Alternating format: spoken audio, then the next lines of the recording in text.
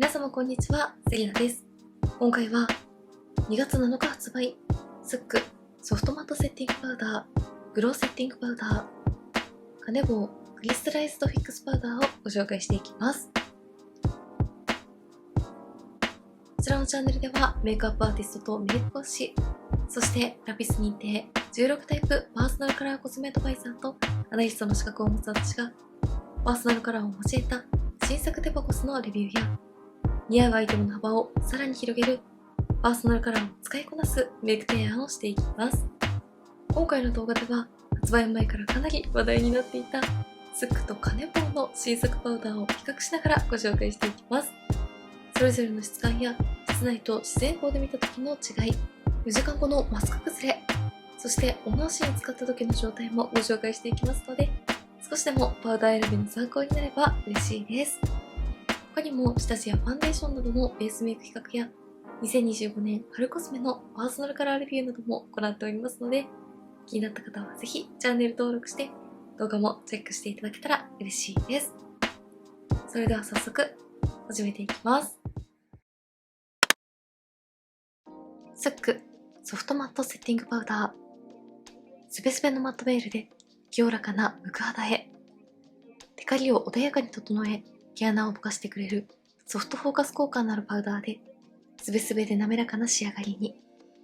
清廉なソフトラベンダーカラー、スックグローセッティングパウダー、イルミネートツヤベールで潤み無垢肌へ、大中小の多彩な色味のパール8種を配合することで面で繊細に輝く光とツヤのグラデーションを表現、肌の上を滑らかに光が流れるライブリーなツヤ感に、カネボウクリスタライズドフィックスパウダー、ファンデーションのツヤ仕上がりを打ち消さない半透明のジル膜で叶える続く肌らしさ、ノンパール潤み膜パウダーで粉なのに明るく滑らかな生肌感のある仕上がりに、思い通りの自分らしい肌仕上がりが続くブレストパウダー。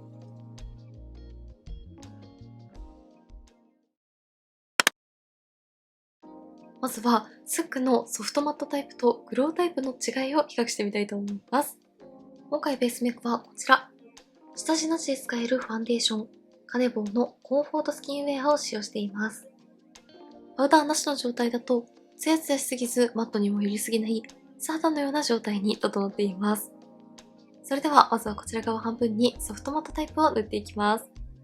付属のブラシにしっかり取って、まず軽く置くようにのせた後、優しく磨いていきます。ラベンダーのカラーは手元で見た時は結構自然かなと思いましたが、肌の上にのせるとしっかりトーンアップしてくれる感じがしますね。かなり滑らかで軽い粉質なので、こんな感じで肌に溶け込むように馴染んでくれます。はい、まずはこちら側半分にスックのソフトマットタイプを塗ってみました。ソフトマット仕上がりとのことですが、パウダーなしの方と比較をしても粉っぽさや厚ぼったさは感じなくて、程よく頬の高い位置に光を集めるような柔らかなソフトマットに仕上がっています。ファンデーションの余分な油分感は抑えてくれますが、マットになりすぎないところがすごく綺麗です。近くで見るとこんな感じです。付属のブラシを使って結構しっかり塗り重ねてみましたが、重ねていっても厚みは出ずに肌にスッと溶け込んでくれます。毛穴や凹凸も厚みが出ない程度に自然にぼかしてくれるので、ベーシックに使いやすいパウダーだなと感じます。パウダーを塗っている感じがしないほどの軽やかさと肌負担のなさですが、肌表面のベタつきはしっかり抑えてくれているところがすごく優秀です。さらりとはしていますが、油分を吸着しすぎるような感じではなくて、フェイスパウダーを塗った後に上からミストを重ねて適度なもっちり感も残してくれているような肌状態という印象です。カラーについては手元で見た時はかなり自然なラベンダーだなと思いましたが、パウダーなしの方と比較をすると意外としっかりトーンアップしてくれている感じはします。ただ首元から浮く感じもしないので白浮きしてしまうというほどではないです。では反対側にはツヤタイプを塗っていきます。こちらも同じブラシがセットになっているので、ブラシを使って塗っていきます。こちらはこんな感じで軽くのせるだけでもパールのツヤめきがわかりやすいと思います。立体的で張りを感じる肌に仕上がりますね。はい、こちら側にはグロータイプを塗ってみました。柔らかなソフトマットタイプと比較をすると、こちらのグローのツヤ感がかなりわかりやすいと思います。特に頬の高い位置にハイライトをのせた後のような、内側からパンと発光するようなパールのツヤを楽しめるパウダーです。ただ、こちらのパウダーは頬の高い位置などに部分的なツヤはしっかり楽しめますが、顔全体がギラギラしてしまう印象はなくて、これだけしっかりパールを楽しめるのに使いにくさは感じないです。近くで見るとこんな感じです。顔の高い位置にはパールのハイライトを仕込んだようなツヤを楽しめますが、頬の広い範囲などの毛穴が悪目立ちする感じも気にならないですよね。ベースの粉質がかなり軽やかだからか、パールのツヤを楽しみながらも毛穴の悪目立ちも比較的防いでくれているなと思います。グロータイプはシルバーから少しブルーっぽく光るような印象のパールが入っているので、こちらも肌に透明感を与えてくれます。ベースのパウダーには色がついている感じがしないので、こちらも首元から浮くことなく自然な明るさを楽しめます。それぞれアップで比較するとこんな感じです。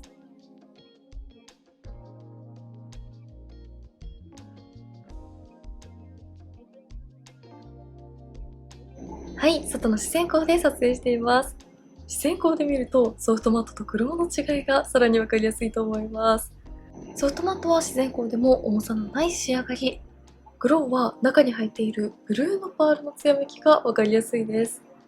ただやはり自然光で見てもそこまで顔全体がギラギラした印象になっていないです。肌表面の触り心地についてはソフトマットもグローも同じで、ファンデーションの油分はカバーしてくれていますが、パサパサしない肌に馴染む滑らかな質感に整っています。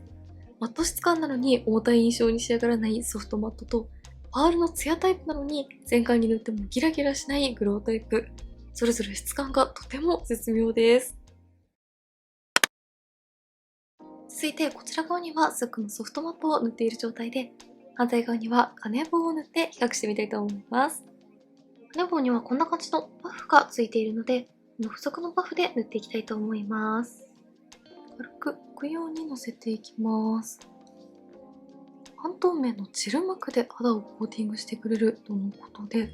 軽くのせるだけでも肌表面はつるんとした滑らかな状態に整っています。素肌っぽいのに毛穴をきれいにカバーしてくれる感じがしますね。はい、こちら側にはカネ棒を塗ってみました。付属のパフを使って何度かしっかりと塗り重ねてみましたが、ファンデーションの油分っぽさは抑えられている感じがしますが、ファンデーションを塗った時の立体感を損なうことなく、パウダーで綺麗に毛穴をカモフラージュしてくれている感じがします。近くで見るとこんな感じで、透け感を残しつつも肌を膜で覆ったようなつるんとした滑らかさが出ています。毛穴を埋めて補正するのではなく、膜で覆って補正するようなパウダーはなかなかないので、すごく綺麗だなと思います。スックのソフトマットとカネボを比較すると、どちらも厚塗り感のないパウダーですが、スックの方がより肌に溶け込むようなセミマット仕上がりなのに対して、カネボは肌を膜で覆うような補正感を感じられます。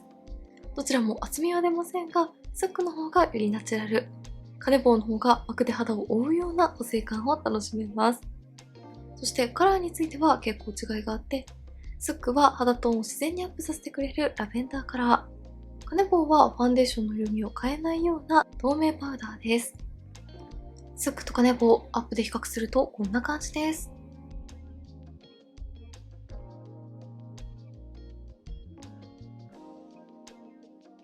はい、外の自然光で撮影しています。自然光で見るとカネボウもパールで作ったツヤではないファンデーションの自然なツヤが残っている感じがわかりやすいです。どちらも粉感や重さがなくとても綺麗です。そして肌表面を触った感じは、どちらも粉っぽさはないのにベタつきも感じないつるんと滑らかな仕上がりです。スクは肌に溶け込むようなもっちり感があるタイプ。カネボウは肌表面がツルツルに整っている感じがします。重さや厚みのない仕上がりやベタつきは感じさせないのに、乾燥する感じも気にならない粉質などはよく似ていますが、仕上がりの面で結構違いを感じられた2つです。香りについては、スックは原料のような香りのみ、カネボウもほんの少しだけスキンケアのような香りがする程度ですが、香りはかなり弱いので、どちらも問題なく使いやすいと思います。では、ここからはマスクをして4時間ほど過ごしてみて、それぞれの崩れについての違いを見ていきたいと思います。はい、歩かれる4時間ほどマスクのまま過ごしました。崩れについて見ていきたいと思います。マスクの中の肌はこんな感じです。どちらも塗りたてから粉っぽさや乾燥を感じさせずに、塗っている間もパサつくことなく、しっとりした保湿感を感じられるパウダーでしたが、皮脂が気になる私の肌でも、どちらも比較的テカリに強いなと思いました。近くで見るとこんな感じで、スックは若干パウダーと皮脂が混ざって薄まっている感じがしますが、カネボウはこんな感じで、小鼻の横も全く崩れていなくて、テカリも感じさせないですよね。それぞれアップで比較するとこんな感じの違いです。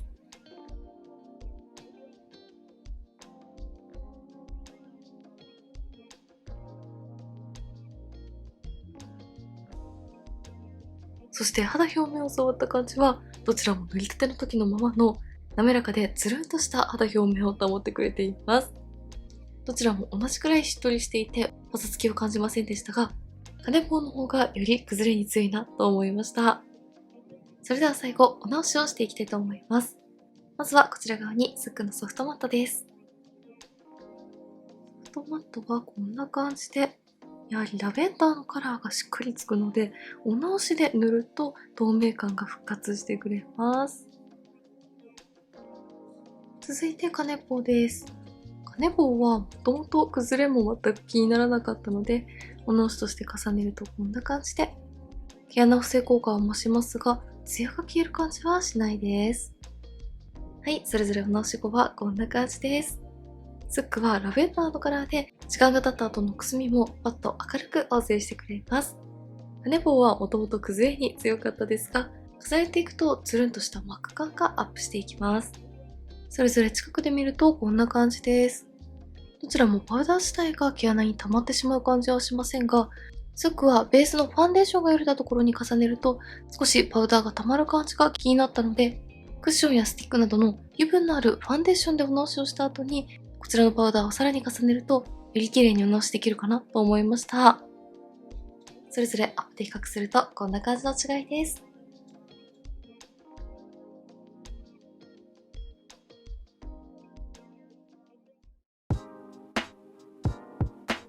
はい、ではこんな感じでスックとカネボウの新作パウダーを比較しながらご紹介していきました。